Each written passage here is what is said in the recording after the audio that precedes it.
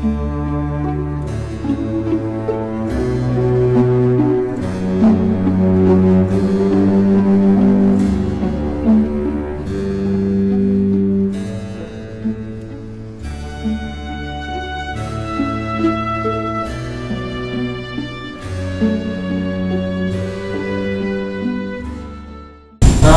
had asked me to share my story with you tonight, for those of you who don't know me, and for those of you who do know me, and you just get to hear it again. So, here is this Cindy Watson. Well, I'm the receptionist for a local guide school. I'm the mother of 2 teenagers, the team captain of Diggers, Cancer Feeders. Thank you. And I'm a survivor. November 23rd, 2004. That was the day that my life was forever changed. The day I heard those 3 words that he said, "She'll stem the spine of even the biggest and the strongest person. You will have cancer." And as those words slowly sank into my brain, all I could say to my doctor was, how do I tell my kids? How do I tell them that their only parent has cancer? See, it only been about 2.5 years since I had to come home from the hospital early one Saturday morning until my kids felt their father had just passed away. And now I was going to have to do this with them. As I left her office to return to work, my head was spinning. I sat in my car, proceeded to have about a 5-minute meltdown, and tried to figure out how I was going to do this. How am I going to work and do chemo and be there for my kids? And I really don't know if it was fear or anger or just stubborn German Irish in me. But from somewhere deep within me, I decided that was it. I was not going to let this disease run or ruin my life. It was just going to have to find a way to fit in. I was going to lead a normal life no matter what. And that's pretty much how I put it when I told my kids that night. Our lives would remain normal, and they would still go to school, and I would still love them, beautiful, and pick up after themselves. I explained to them that they might be sick or tired, and I would probably lose my hair, but I would go to work every day that I could just as normal. And for the most part, I was very lucky to be able to do that. I still work full-time, just taking off every 3rd Friday to go in for my dose of chemo, or as I lovingly call them, my chemical deals. I would go home, and over the weekend, I would watch a lot of my Lucy episodes I taped to my Peter Galligan movies, because we were going to be the big time. And I would just rest and relax and be back at work Monday morning at 8 o'clock like nothing ever happened. While I was not thrilled about losing my hair, I decided it would be a good opportunity to figure out what color to dye it when I moved back in. So I bought myself a few wigs of different colors and styles, and I had some fun. My poor boss was never really into movies. Sitting at the desk in the morning, though, well, other than that, I was redhead. I was my normal, breezy self, laughing and joking, singing to the radio in the office while I danced down the hallway. My attitude was simple. I have cancer. It's not the end of the world. Life goes on.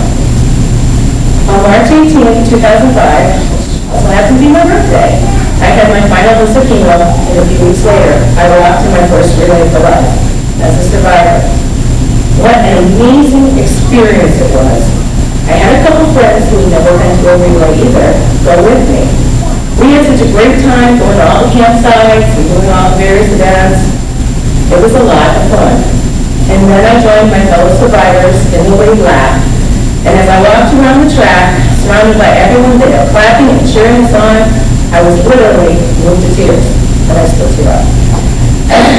I was still weak from the chemo, but as I took that lap, instead of getting tired, I actually felt stronger than ever.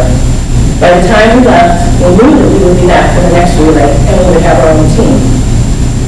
Over the next several months, I continued to get my strength back, went for routine checkups and scans, even after that to start dating. Everything seems to be going great. Last March, just a few weeks shy of 1 year being off the chemo, I had a routine scan done. And when I see my oncologist to get the results, I fully expected him to say the usual, "Everything looks great, see you in a few months." But instead, I had to hear those words that every cancer survivor never wants to hear. It's back. I was bored. All through the process, my doctor had reminded me several was only treatable, not curable, and that it would probably be returning in about 3 to 5 years. But I always figured that I was going to be the exception to the rule. I was going to prove him wrong. I would remain cancer-free. Now, less than a year later, it was already active again. A biopsy a few days later showed my once non-aggressive lymphoma had returned as aggressive and grade 3, which was pretty scary. And after going over our various treatment options, it was decided that my best chance of keeping this asleep, as my oncologist would say, for a substantial amount of time would be to do a stem cell transplant. This was going to be a long and often difficult process that would require me to be away from my family and friends and work for days and even weeks at a time. But once again, I was determined to not let it affect my life any more than I had to. I prepared my kids as best as I could on what to expect, and I started training the girls who would be covering me while I was out on how to do my job. I got my team together, and I started attending the relay committee meetings. As the time for the relay moved closer, I began my chemo treatments. This time they were much stronger, and they were really tough. Within 2 weeks of my first dose, I was completely welled. And thus began several months of cracking a lot of jokes about looking like how we did it. And doing what I didn't do. It took its toll on me physically, but not my sense of humor, and my determination to fight this with all my might. I remember telling Barb House, our chairperson last year, that I would be at the relay no matter what, and I would do the survivor's lap, even if I had to crawl along the track. So the first time I went to the relay, it was because I wanted to see what one was like, to get a feel for it, so to speak. And I was not disappointed. This time, I needed to go. I knew I was in for one of the toughest battles I would ever have to face. And I was going to need all the help I could get to stay positive and focused.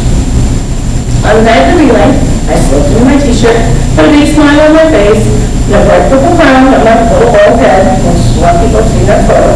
And I joined my fellow survivors and all the teams, friends, family members, and community as we all gathered together to celebrate life.